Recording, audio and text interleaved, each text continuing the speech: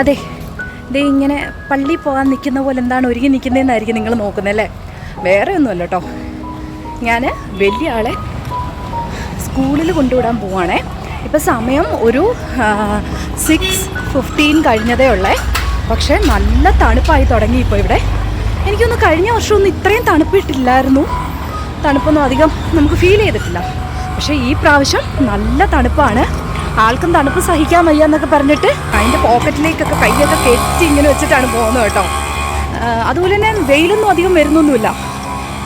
Day ടൈമിലും അത്യാവശ്യം നല്ലൊരു തണുപ്പ് തന്നെയാണ്. അപ്പോൾ എനിക്കും ഈ തണുപ്പ് മഞ്ഞിങ്ങനെ അടിച്ച് കഴിയുമ്പോൾ ചെറിയൊരു തലവേദന വരും. അപ്പോൾ അതുകൊണ്ടാണ് ഈ തലയിലൊക്കെ തുണി കെട്ടിങ്ങനെ നടക്കുന്നത്. പക്ഷേ ഒരു സുഖമാണ്, ഈ തണുപ്പൊക്കെ നല്ലൊരു സുഖമുള്ളൊരു അനുഭവം തന്നെയാണ്.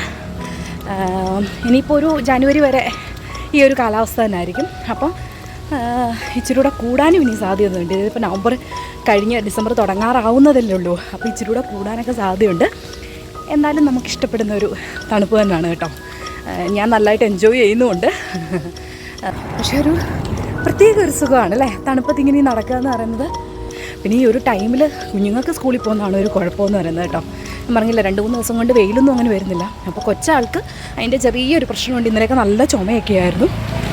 ദേ ആളിങ്ങനെ നടന്നു പോവുകയാണ് കേട്ടോ. തണുപ്പ് അറിയാതിരിക്കാൻ ഈ ഒരു നടപ്പ് ഏറ്റവും നല്ലൊരു കാര്യമാണല്ലോ. പിന്നെ എന്താ വേറെ വിശേഷിച്ചൊന്നുമില്ല, ഈ ഒരു തണുപ്പിനെ കുറിച്ച് പറയാൻ വേണ്ടി വന്നതാണ് കേട്ടോ. ഇന്ന് ഇത്രയൊക്കെ ഉള്ളൂ. നമുക്ക് മറ്റൊരു വീഡിയോ ആയിട്ട് പിന്നെ കാണാം. ബൈ.